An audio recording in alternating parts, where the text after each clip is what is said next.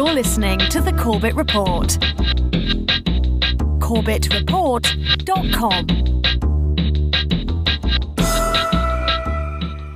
Mr. Dulles, I know you've heard this many times, that there are people who say that we, with regard to the CIA, are waging a secret war with an invisible government. We are obviously engaged in many facets of what is generally called the Cold War, which the communist policy is forced upon us. No use denying that. That's a fact of life. But may I say this, and I do it with all solemnity. At no time has the CIA engaged in any political activity or any intelligence activity that was not approved at the highest level. But what is the highest level of power? That might be the operative question. Well, welcome to the program, folks. This is James Corbett of corbettreport.com, coming to you on August 30th, 2015, with episode 307 of the Corbett Report podcast, Meet Alan Dulles, Fascist Spy Master. And the real question might be, who was Alan Dulles? A diplomat, a lawyer, a spy master, a serial philanderer? Well, all of those things, I think, quite famously, but many shadier things besides, as we will start to explore in this edition of the podcast. And yes, if we want to answer that question of who Alan Dulles was, I think we have to go beyond just the titles and the roles that he played in the overt political sphere, and look more at that higher level of power that he refers to, that he was under as Director of Central Intelligence. And I think we can see at least a glimpse into what that higher level of power is, the real head of the secret government, as it were, by looking at Dulles himself and his own biography, where he perfectly represents the combination of Wall Street lawyer and American intelligence that formed the nucleus of the CIA, at least there in its early years. People these days talk about a group like Kroll being the kind of CIA for Wall Street. Well, the CIA was the CIA for Wall Street long before then, and Dulles represents that perfectly in his biography, as we shall see. But I think one good way of framing this whole idea and understanding who Dulles really was is to look even at the most mainstream of mainstream commentators on Dulles and his legacy in our current day and age. For example, Stephen Kinzer, who recently wrote a book about the Dulles brothers and their effect on shaping American foreign policy, and really the overt and covert foreign policy of the United States in the 1950s, when they reigned simultaneously as Alan Dulles, Director of Central Intelligence, and John Foster Dulles, Secretary of State, having a remarkable degree of power that they wielded very much for their own personal benefit and the benefit of their cronies, again, as we shall see. But Stephen Kinzer, again, a very mainstream commentator, former foreign correspondent for the New York Times, and a writer of mainstream biographies, he, I think, encapsulates this quite well when he says that Alan Dulles was the ambassador of the secret government to the overt government, which I think is a good way of putting it. I think that's that is one of the main roles that he played there in the 1950s as Director of Central Intelligence. But then again, we don't want to rely too much on the mainstream commentators on the Alan Dulles biography, or the real meaning of the Dulles legacy, because, well, they tend to say things like this. The notion of the CIA as a secret government or as a rogue elephant really is not borne out by the histories that we can now see as documents are released. The political leadership, first Harry Truman and the Truman administration, where it all got started, remember. Then Eisenhower and his administration, Kennedy, etc., etc. The political leadership has always called the tune for what the agency would do. If sometimes enthusiasts within the agency tried to get away with something, as they did, they were dealt with relative promptness. I think Alan Dulles has to be given the credit for establishing that tradition of responsible, relatively competent actions and mechanisms to carry out government policy. Yes, mainstream commentary indeed. Well, I will put the link in the show notes to that video so you can watch the rest of that interview yourself if you so desire. I wouldn't necessarily recommend it, but I will say that I will put it as a little homework assignment for you guys out there to find out who that was, and more specifically, what he did between 1984 and 1993. The man in the clip, what did he do between 1984 and 1993, and how might that have affected or influenced what he says or doesn't say in that clip and in his writing generally? The first Corbett Report member to report back with who that man is and what he did between 1984 and 1993, the first Corbett Report member to leave that answer in the comments for this podcast at corbettreport.com will win a free Corbett Report DVD of their choosing. All right, let's move on. Obviously, we can't rely on the mainstream commentators to give us any sort of real insight into the Dulles brothers, or Alan Dulles specifically. So in order to find out more about Alan Dulles and what he was really up to, we will have to roll up our sleeves, metaphorically as the case may be, and get to work ourselves. We're going to start by looking at Alan Dulles' own book, The Craft of Intelligence, which, yes, I have read for you, so you don't have to do it yourselves. It's not particularly interesting or groundbreaking. It's more a sort of overview of the craft of spying and history of spying and what those damn Ruskies are doing and things like that. So it's not all that insightful from that perspective, but there are some little nuggets in here. And, well, why not get the story of the ass from the ass's mouth, as it were. We're going to read from the introduction here of this book, or the preface, actually, where Alan Dulles is writing about his early life.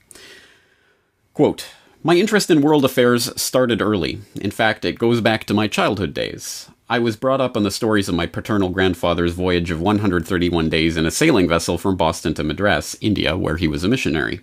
He was almost shipwrecked on the way. In my youth, I was often in Washington with my maternal grandparents. My grandfather, John W. Foster, had been Secretary of State in 1892 under President Harrison. After serving in the Civil War, he had become a general and had later been American minister to Mexico, to Russia, and then to Spain. My mother had spent much of her youth in the capitals of these countries. My father had studied abroad. I grew up in the atmosphere of family debates on what was going on in the world. My earliest recollections are of the Spanish and Boer Wars. In 1901, at the age of 8, I was an avid listener as my grandfather and his son-in-law, Robert Lansing, who was to become Secretary of State under President Woodrow Wilson, hotly discussed the merits of the British and Boer causes. I wrote out my own views, vigorous and misspelled, which were discovered by my elders and published as a little booklet. It became a bestseller in the Washington area. I was for the underdog. After graduating from college a few months before the outbreak of World War I in 1914, sharing the general ignorance about the dramatic events that lay ahead, I worked my way around the world, teaching school in India and then China, and traveling widely in the Far East. I returned to the United States in 1915, and a year before our entry into the war, I became a member of the diplomatic service. During the next 10 years, I served in a series of fascinating posts. First in Austria-Hungary, where in 1916-1917 I saw the beginnings of the breakup of the Habsburg monarchy. Then in Switzerland during the war days, I gathered intelligence on what was going on behind the fighting front in Germany, Austria-Hungary, and the Balkans. I was, in fact, an intelligence officer rather than a diplomat. Assigned to the Paris Peace Conference in 1919 for the Versailles Treaty negotiations, I helped draw the frontiers of the new Czechoslovakia, worked on the problems created for the West by the Bolshevik Revolution of 1917, and helped on the peace settlement in Central Europe. When the conference closed, I was one of those who opened our first post-war mission in Berlin in 1920, and after a tour of duty at Constantinople, I served 4 years as chief of the Near East Division of the State Department. By that time, 1926, although I had still not exhausted my curiosity about the world, I had exhausted my exchequer and turned to the practice of the law with the New York law firm of which my brother was the senior partner. This practice was interrupted for periods of government service in the late 20s and early 30s as legal advisor to our delegations at the League of Nations conferences on arms limitations. In connection with this work, I met Hitler, Mussolini, Litvinov, and the leaders of Britain and France." End quote. Well, that at least gives us some of the early background of Alan Dulles, and Well, let's see what it is that we can glean from this. First of all, he mentions that he was attending the 1919 Paris Peace Treaty, Versailles Treaty negotiations for the American delegation, and specifically is in his role, as he puts it, as a intelligence officer, not a diplomat, the diplomat being really the cover for the works that he was doing first in Austria-Hungary during the war and then in Paris as part of the peace delegation. But attentive listeners, and I'm sure Corbett reporters will already know that, of course, the 1919 Versailles Treaty negotiations saw the birth, a cadre of people giving birth to what was the Royal Institute of International Affairs and what was to become its sister organization in the United States, the Council on Foreign Relations. And the question is, was Allen Dulles tied in with that group, and did he have relations with the Council on Foreign Relations? Well, you bet your life he did. We can glean that from a completely different book. This is, of course, The Shadows of Power by our good friend James Perloff, who we've interviewed a number of times here on the podcast, including specifically about this book. And on page 104, he talks a little bit about Allen Dulles' brother, John Foster Dulles' connections to the Council on Foreign Relations, and also Allen Dulles' own connections. Quote, winding up as Secretary of State was John Foster Dulles. Dulles had been one of Woodrow Wilson's young protégés at the Paris Peace Conference. A founding member of the CFR, he had contributed articles to Foreign Affairs since its first issue. He was an in-law of the Rockefellers and chairman of the board of the Rockefeller Foundation. He was also board chairman of the Carnegie Endowment for International Peace, where his choice for president of that body had been Alger Hiss. An inveterate internationalist, he had been a delegate to the founding UN conference, also a member of Truman's State Department. He had none of the earmarks one would expect of a Republican. Nevertheless, before the election, he began to parrot conservative slogans just as Eisenhower did. So great was the disparity between Dulles' words and his personal reality that one of his biographies was entitled The Actor. For CIA director, Ike selected Allen Dulles, John Foster's brother. He too had been at the Paris Peace Conference. He joined the CFR in 1926 and later became its president. All right, interesting little nuggets there. Thank you, James Perloff. So, let's step back a moment. What do we have so far? Elite political pedigree, including a uncle and a grandfather, both of whom were secretaries of state, and hobnobbing in his youth via his family connections with people like Woodrow Wilson and Andrew Carnegie. Check. Rockefeller in-law by way of his brother. Check. Globalist CFR jet-setting stooge. Check. Part of the invisible government, secret intelligence apparatus. Check. Wall Street lawyer, check. This is an interesting start, but what does this add up to, you're saying to yourself? So there was another insider, crony, connected political elite person with part of the intelligence apparatus and half a century ago or more at this point. So what? Who cares? What does this have to do with us here today?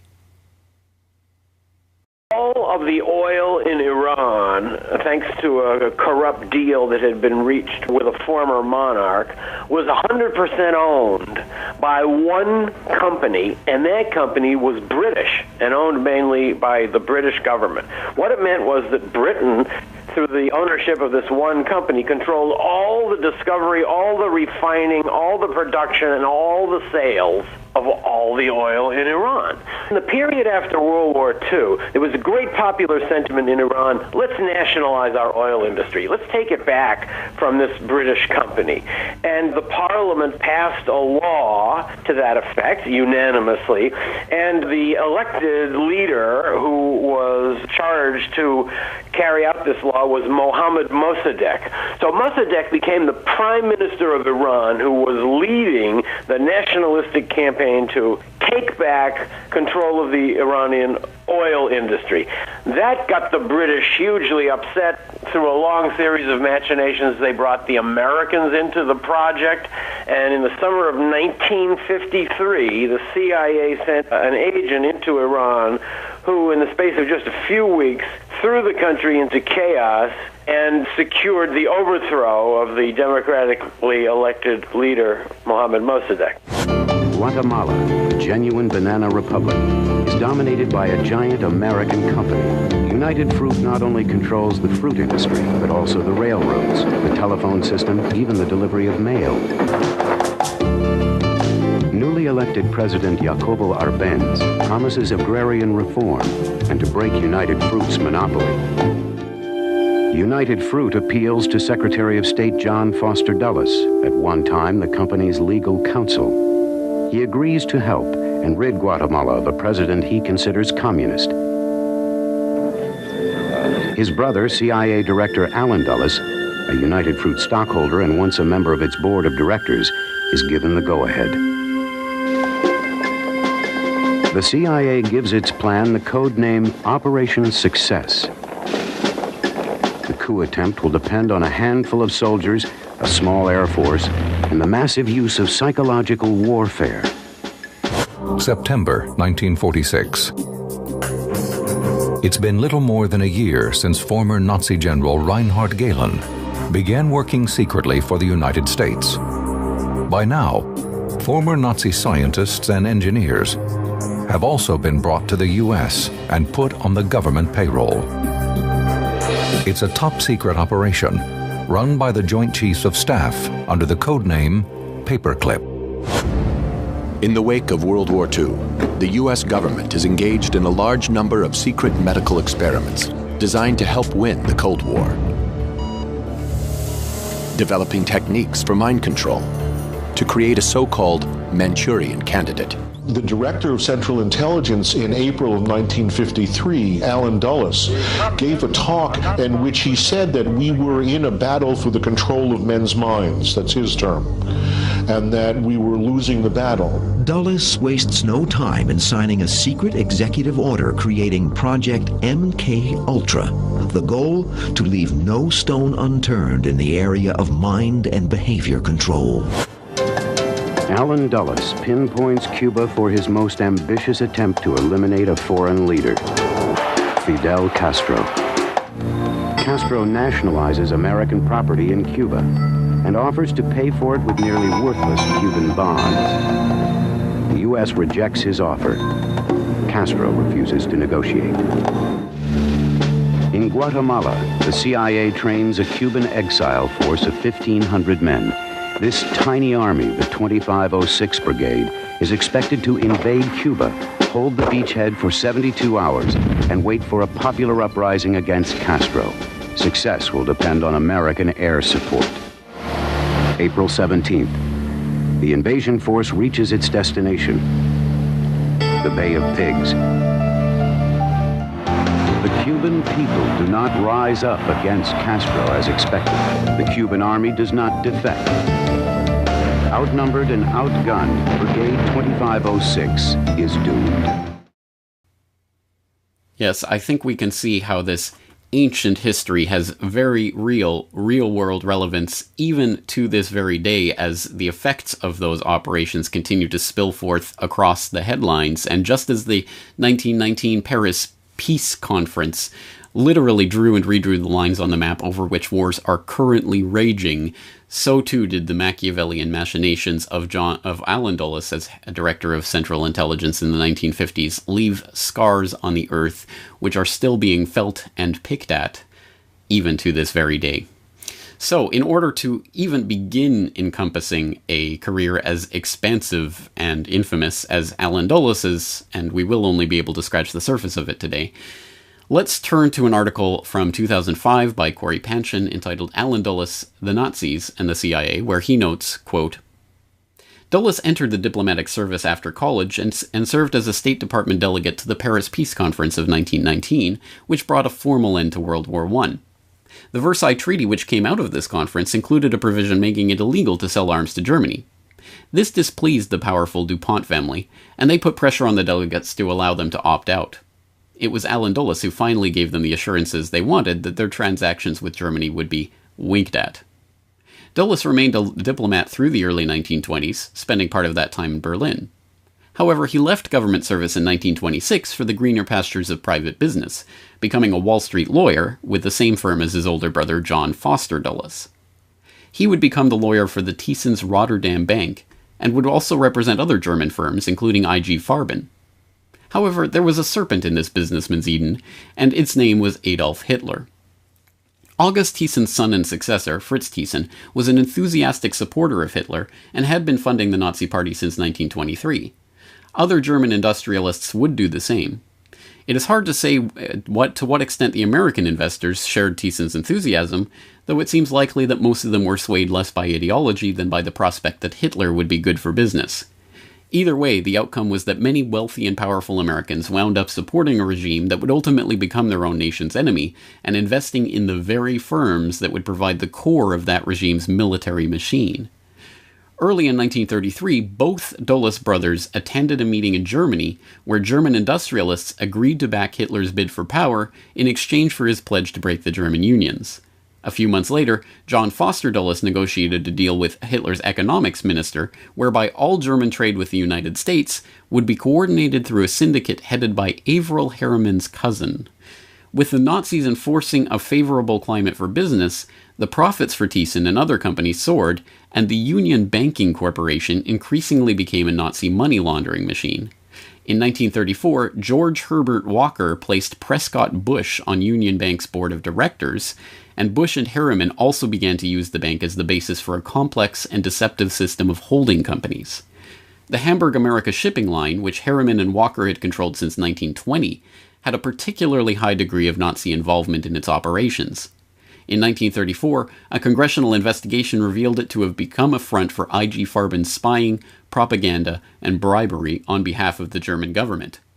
Rather than advising Walker and Harriman to divest themselves of these tainted assets, Prescott Bush hired Allen Dulles to help conceal them. From 1937 on, the Dulles brothers would serve Bush and Harriman in all their covert dealings with the Nazi firms. They also performed similar cloaking services for others, like the Rockefellers." End quote. It's an extensive article. I suggest that you do read the entire article for more detail on those various overlapping business interests and how they come together in that nexus of the Dulles brothers helping to perform the cloaking operations for the American support for the Nazis in the 1930s and 40s. A very, very important and interesting story and a detailed one, but I hope that at the very least you're starting to get the point that the Dulles brothers, and Allen Dulles, of course, specifically, represented, in a very real sense, fascism in the Mussolini definition, the nexus of corporate and state power. That's exactly what is represented by these Wall Street lawyers, wielding all of their influence over the banking and finance operations that were then later rolled into the overt and covert foreign policy of the United States when these brothers reached the highest ranks of foreign policy power in the United States, more on which in a moment. But first, let's turn back to the story as we continue to develop this of the Dulles before the CIA in 1953. So in the 1940s, Dulles found himself working for Wild Bill Donovan's OSS, which was the forerunner organization to the CIA. He was stationed in Bern, Switzerland, under the cover of assistant to the U.S. ambassador, where, according to Robert Crowley, who later became the assistant deputy director for operations of the CIA, he became an initiate of the Knight of Malta. After the war ended, Dulles became instrumental in launching Operation Paperclip with the help of Nazi spymaster Reinhard Gehlen, and this history should be familiar to Corbett Report listeners who can remember all the way back to episode 49 of the Corbett Report, Paperclipped Nazis and Stay Behind Gladios. But here's more of that story from theforbiddenknowledge.net. Quote, "Convinced that German scientists could help America's post-war efforts, President Harry Truman agreed in September 1946 to authorize Project Paperclip, a program to bring selected German scientists to work on America's behalf during the Cold War. However, Truman expressly excluded anyone found to have been a member of the Nazi Party and more than a nominal participant in its activities, or an active supporter of Nazism or militarism. The War Department's Joint Intelligence Objectives Agency, JIOA, conducted background investigations of the scientists. In February 1947, JIOA Director Bosquet Webb submitted the first set of scientist dossiers to the State and Justice Departments for review. The dossiers were damning. Samuel Klaus, the State Department's representative on the JIOA board, claimed that all the scientists in the first batch were ardent Nazis. Their visa requests were denied. Webb was furious. He wrote a memo warning that the best interests of the United States have been subjugated to the efforts expended in beating a dead Nazi horse. He also declared that the return of these scientists to Germany, where they could be exploited by America's enemies, presented a far greater security threat to this country than any former Nazi affiliations which they may have had, or even any Nazi sympathies that they may still have. When the JIOA formed to investigate the backgrounds and form dossiers on the Nazis, the Nazi intelligence leader Reinhard Gehlen met with CIA director Allen Dulles, well, future CIA director. Dulles and Gehlen hit it off immediately. Gehlen was a spy master for the Nazis and had infiltrated Russia with his vast Nazi intelligence network. Dulles promised Gehlen that his intelligence unit was safe in the CIA. Apparently, Webb decided to sidestep the problem. Dulles had the scientist dossiers rewritten to eliminate incriminating evidence. As promised, Allen Dulles delivered the Nazi intelligence unit to the CIA, which later opened many umbrella projects stemming from Nazi mad research. MK Ultra, MK Artichoke, Operation Midnight Climax. Military intelligence cleansed the files of Nazi references. By 1955, more than 760 German scientists had been granted citizenship in the United States and given prominent positions in the American scientific community.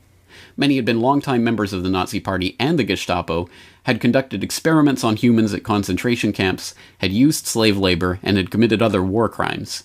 In a 1985 expose in the Bulletin of the Atomic Scientists, Linda Hunt wrote that she had examined more than 130 reports on Project Paperclip subjects, and every one had been changed to eliminate the security threat classification. President Truman, who had explicitly ordered no committed Nazis to be admitted under Project Paperclip, was evidently never aware that his directive had been violated. State Department archives had the memoirs of officials from that era confirm this. In fact, according to Claire Lasby's book Operation Paperclip, project officials covered their designs with such secrecy that it bedeviled their own president. At Potsdam, he denied their activities and undoubtedly enhanced Russian suspicion and distrust, quite possibly fueling the Cold War even further. End quote.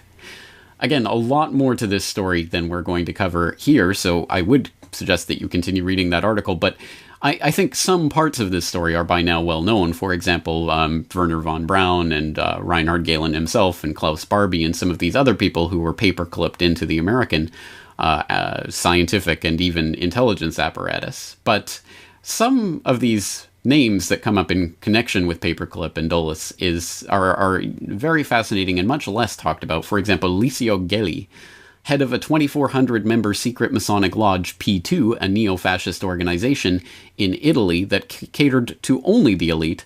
Gelli had high connections in the Vatican, even though he was not a Catholic. P2's membership is totally secret and not even available to its mother lodge in England. Gelli was responsible for providing Argentina with the Exocet missile. He was a double agent for the CIA and the KGB. He assisted many former Nazi high officials in their escape from Europe to Central America. He had close ties with the Italian mafia. Gelli was a close associate of Benito Mussolini. He was also closely affiliated with Roberto Calvi, head of the scandal-ridden Vatican Bank. Calvi was murdered. Gelli's secret lodge consisted of extremely important people, including armed forces commanders, secret service chiefs, head of Italy's financial police, 30 generals, 8 admirals, newspaper editors, television and top business executives, and key bankers, including Calvi. Licio Gelli and others in P2 were behind the assassination of Pope John Paul I, the central figure in Europe and South America that linked the CIA, Masonic Lodge, Vatican, ex-Nazis, and several South American governments, the Italian government, and several international banks, was Licio Gelli. He, with Klaus Barbie and Heinrich Rupp, met with Ronald R. Ruwald in Uruguay to arrange for the Argentine purchase of the French-made Exocet missile used in the Falkland Island attack to kill British soldiers. End quote. Again, another piece of this much larger puzzle that is fascinating in so many different directions that can go in. And in fact, yes, the Project Paperclip wormhole just keeps getting deeper and deeper the more you look into it. And for another fascinating article that gets into so much deeper levels of this, you can look at an article entitled Project Paperclip and the Space Race, which was extracted from Secret Societies That Threatened to Take Over America by Jim Marrs.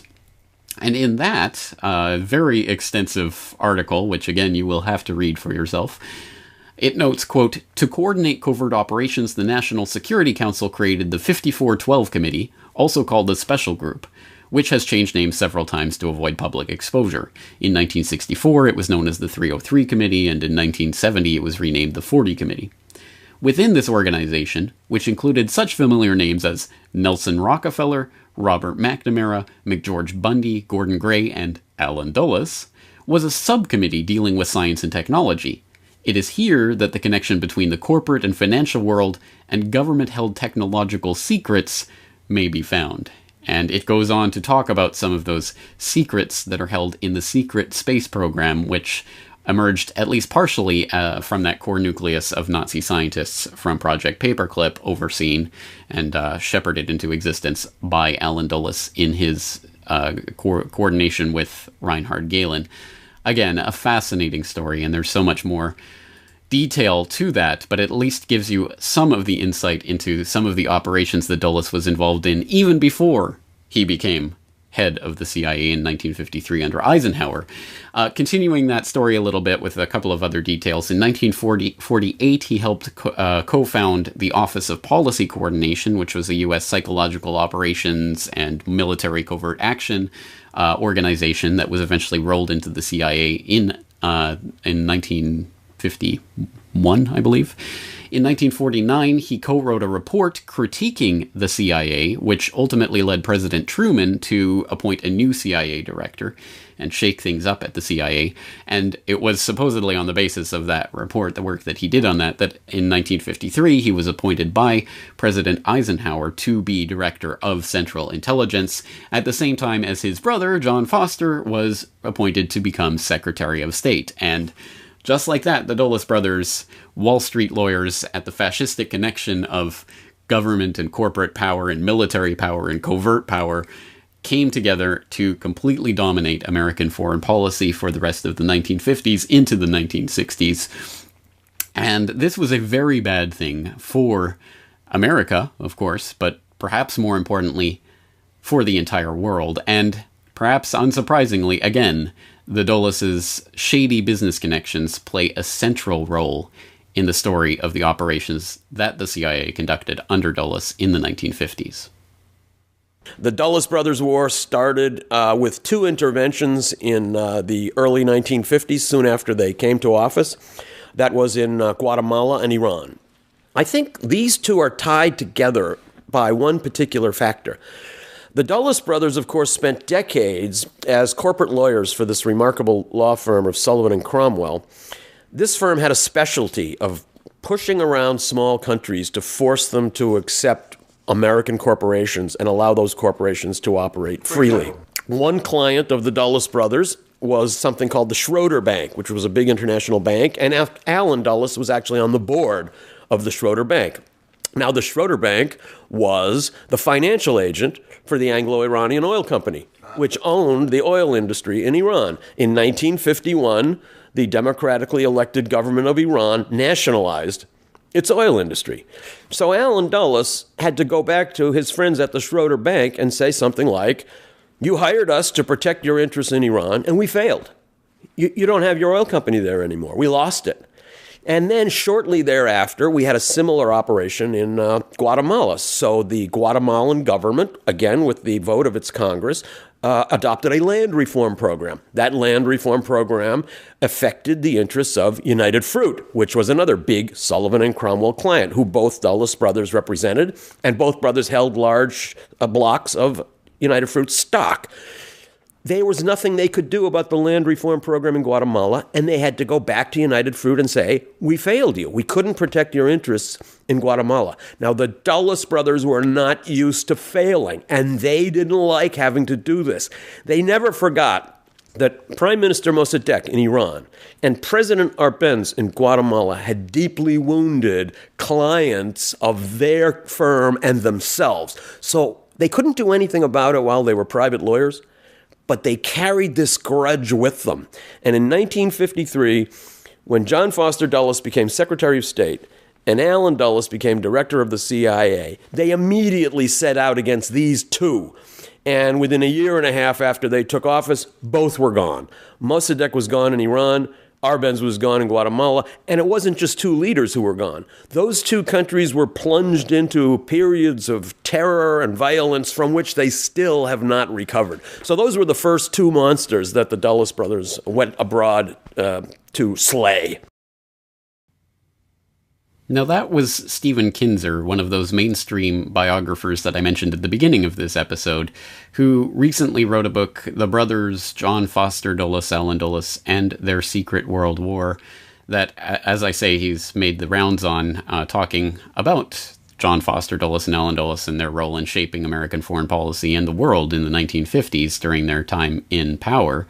And for descriptions of some of the nefarious activities that the Dulleses were involved in and some of the business connections that drove those actions, someone like Kinzer can be a valuable resource. There are a lot of facts there and a lot of meat there to chew into. But having said that, again, like any mainstream commentator, there are certain limits to Kinzer's narrative, and one of them is that the Dulles brothers themselves weren't necessarily bad people. They were more reflections of what America is and the way America sees itself. They're reflections of the American dream and corporate power and all of these things that are part of us. So really, when we look at the Dulleses and the awful things they were involved in, we should be turning the gaze inward. He has that kind of a narrative, which I think deflects conveniently a lot of the blame and stops too deep an analysis of what was really going on there. But it really takes the cake when you start getting into the 1960s, because of course people might know that one of the first things that JFK did as president, in fact in his very first press conference,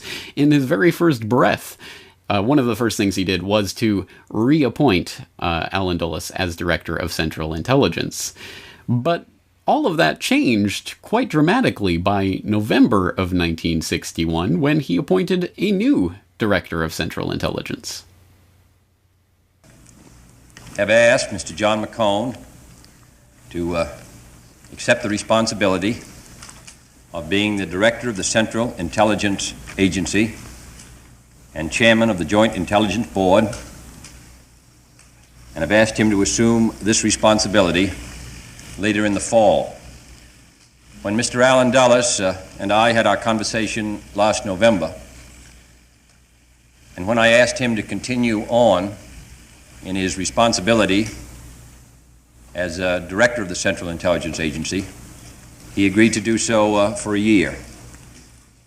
He and I have been concerned this summer that this agency should continue to serve as an effective instrument of our country's policy, and we have been most anxious that we would secure the services of an experienced public servant, and that the transition, which would be made this fall, should be as smooth and effective as possible. So what happened between the beginning of JFK's presidency in early 1961 when he reappointed Dulles and less than a year later when he fired Dulles and appointed John McCone to replace him as director of Central Intelligence?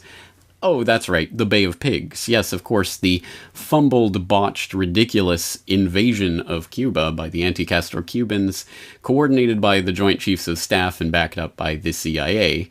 And, of course, famously, in the wake of that, JFK was quite furious at the way that the CIA had completely led him up the garden path with regards to that operation, and he said quite famously to one of his advisors, "I am going to splinter the CIA into 1,000 pieces and scatter those pieces to the winds." And he goes on to fire Allen Dulles and appoint John McCone, which is a pretty major turn of events. Of course, on the surface, it's all very cordial, and he never said anything in the press conference or anything of that sort about Allen Dulles. And he even went on to award him with a National Security Medal, one of the highest awards that he could appoint as president. But under the surface, there was some significant tensions going on, and of course I think that shouldn't need to be elaborated too much, but in case you do need any elaboration, we can just read an excerpt from JFK, the CIA, Vietnam, and the Plot to Assassinate John F. Kennedy by L. Fletcher Prouty, where he writes, President Kennedy was seriously upset by the failure of the CIA and the Joint Chiefs of Staff to provide him with adequate information and support prior to his approval of the brigade landing at the Bay of Pigs.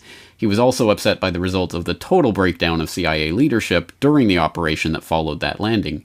Kennedy's good friend Supreme Court Justice William O. Douglas, in recalling a discussion he had with Kennedy shortly after the disaster, said, "This episode seared him.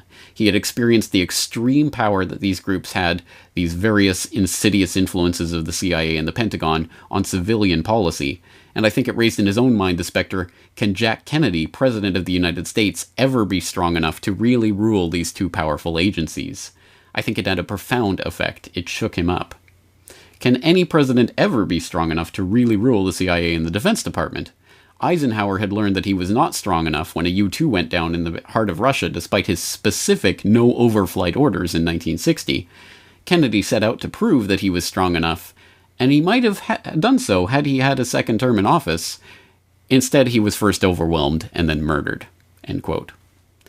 Well, I think any reasonable human being would at the very least place Allen Dulles and the CIA on the list of suspects for involvement in the assassination of John F. Kennedy on November 22nd, 1963. It is certainly means, motive, and opportunity all coalescing into the nexus of someone like an Allen Dulles, unless you're Stephen Kinzer, former Foreign Bureau chief for the New York Times, who says, no. You see, Dulles was starting to suffer from dementia, which towards the very end of his life, in the late 1960s, he was more or less a vegetable. Well, that had already started to set in the early 1960s, before he had even been fired, and this is why he wasn't very deeply involved in the Bay of Pigs operation. This is why he couldn't really be blamed for that failure. This is why, when 2 years later the JFK assassination happened, you couldn't possibly put the blame on Allen Dulles. He was already starting to go out of his mind, according to Stephen Kinzer.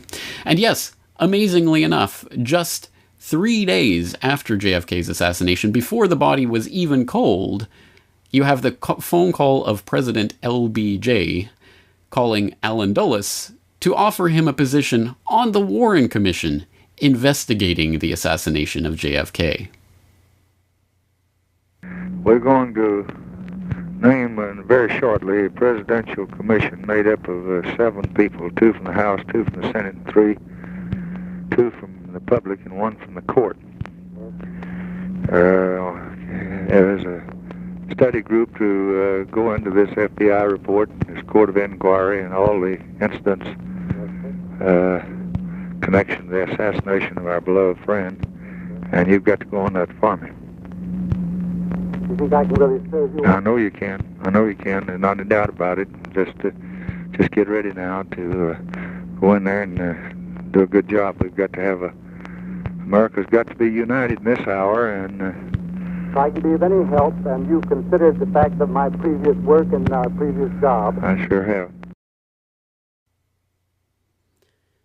You can't make it up. No, LBJ appoints Allen Dulles to be one of the commissioners on the Warren Commission. And no, nothing to see here, nothing suspicious about that. Absolutely unbelievable. Well, the role of the CIA in the Kennedy assassination is obviously beyond the scope of this episode, and we're already reaching the point at which there's so much information in this episode that a detailed review of the ways that Allen Dulles manipulated the information that the Warren Commission was privy to, and the ultimate outcome of that commission in finding Lee Harvey Oswald as the sole lone gunman is, again, too big a story to possibly really encapsulate here. It deserves probably an episode unto itself, but I'll just point a few of the cookie crumb trails along that path. For example, a couple of stories from jfkfacts.org, Allen Dulles and the Origins of the Lone Gunman Theory, that notes that in the very first meeting of the Warren Commission, you can look at the transcript of that meeting, and on page 51, Allen Dulles passes out a copy of a book to the various commissioners that he says will predict the outcome of the investigation, namely that it was done by a lone gunman, and John McCloy retorts that the Lincoln assassination was a conspiracy, to which Dulles replies that one man was so dominant in the JFK plot that it almost wasn't a plot.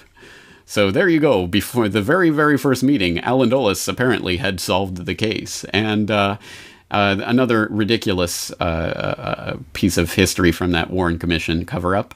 Again, from jfkfacts.org. Alan Dulles, I think this record ought to be destroyed, which notes, Warren Commissioner Alan Dulles, during a January 22nd, 1964 executive session at which the allegation that Lee Harvey Oswald was a paid informant for the FBI was discussed, said, I think this record ought to be destroyed. The transcript was indeed destroyed, but an original court reporter's tape was later recovered, and the transcript remade from it after a long legal battle brought by Harold Weisberg, a former Capitol Hill staffer and JFK researcher. So there you go. We actually have in black and white, in his own voice, Alan Dulles talking about, well, let's destroy that pesky little evidence connecting Lee Harvey Oswald to the FBI. Exceptionally interesting. And again, those are just a couple of cookie crumbs along the trail of Dulles and his fingerprints on the JFK assassination and subsequent cover-up.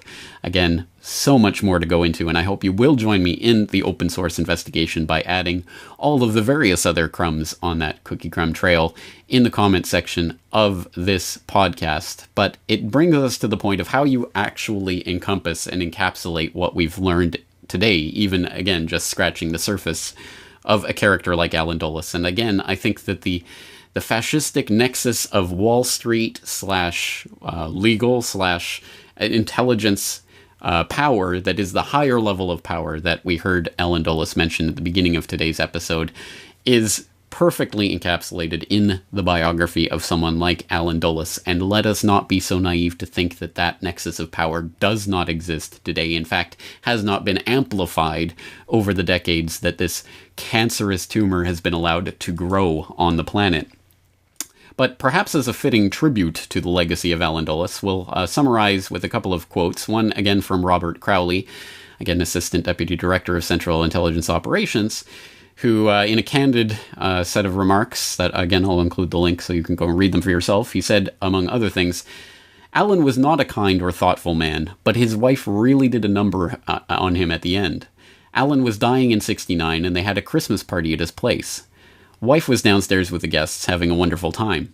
Not a word about Alan except that he was not feeling well. Finally, one of the boys decided to go up and wish Alan a Merry Christmas.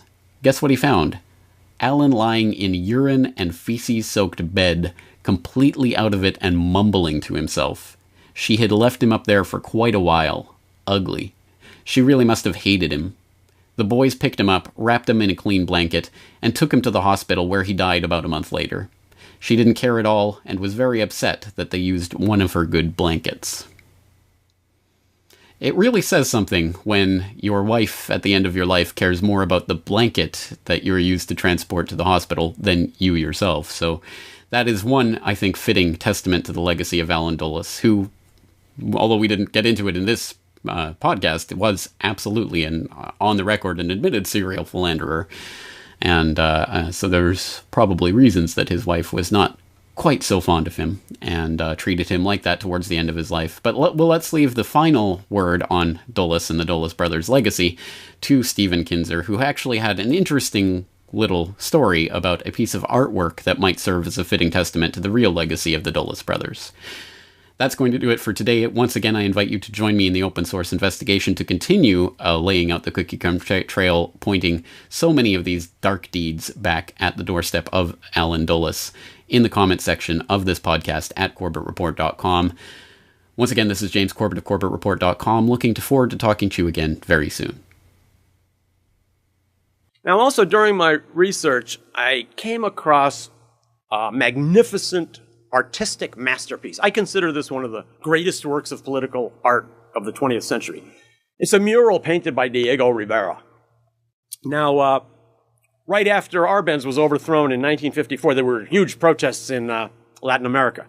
I just had lunch yesterday with Ricardo Lagos, the recent president of Chile. He told me that as a teenager, he rioted. He demonstrated in front of the U.S. Embassy on the day after the coup in Chile as a college student. Well, so did Diego Rivera. Diego Rivera and his wife Frida Kahlo participated in a protest rally. Frida Kahlo was deathly ill and was under doctor's orders not to move out of her bed. But she was so outraged by the overthrow of Arbenz that she insisted. And Diego Rivera pushed her in a wheelchair in the front of the protest rally in Mexico with all these signs denouncing America for overthrowing democracy in Guatemala. Frida Kahlo died 11 days later. Diego Rivera went on to paint this spectacular 16-foot-long mural depicting the Guatemala coup. There you see Foster Dulles shaking hands with his Guatemalan lackey, while Allen Dulles is right behind him with a big satchel of cash. And there you see the bought-off archbishop and the American ambassador who carried it all. Meanwhile, you've got these Guatemalan laborers breaking their backs with huge loads of bananas that they're carrying onto a ship with an American flag with all dead Guatemalan children in front of them. It's a spectacular piece. I have seen many reproductions of this painting, and I've stared at it literally for hours. So I decided that while writing this book, I got to go see that picture. Now, that painting has a very tortured history. It was shown in Guatemala for about 6 months. That would have been about 5 or 6 years ago. I missed that. So I want to track it down. It's not in Guatemala anymore. So, of course, I figured it's got to be in Mexico with all of the Diego Rivera paintings. It was very difficult to locate where in Mexico it was. I finally had to hire someone in Mexico to go to all the Diego Rivera foundations and figure it out. Finally, I came back to the answer that this picture is not in Mexico. This picture is in a museum in Moscow because Diego Rivera was a communist. He sent it to the Soviets, but the Soviets didn't want to display it because Diego Rivera was actually only considered himself a communist. He was not pro-Soviet. He was quite a free thinker, and the Soviets didn't like him. So I finally located the museum where this painting is, and through a Russian lady who helped me with a lot of emails, I was able to contact the assistant director of that museum. And I got back an email, and it said, "I'm sorry to tell you that painting is not on display. It's on a rolled up in our storage room. If you would like to come to Moscow, as you said, you'd like to, we can take you into the basement and show you the roll. But we cannot unroll it because we don't have the space." So this brilliant masterpiece is never seen. And actually, the audience that needs to see it is really not in Russia, and it's really not in Guatemala. It's here. We're the ones that need to see that picture. So this is my modest proposal. Dulles Airport. Let us place the bust back where it was. Let us bring the Diego Rivera mural and let Americans confront the Dulles brothers and what they mean for us. Thank you. The Corbett Report is brought to you by the Corbett Report subscriber. A weekly newsletter featuring James Corbett's International Forecaster editorial, recommended reading and viewing, discounts on Corbett Report DVDs, and once a month, a subscriber-only video. Sign up today to start receiving your copy at corbettreport.com/support. Well, only that as far as I know, we don't engage in assassinations and kidnappings and things of that kind. As far as I know, we never have.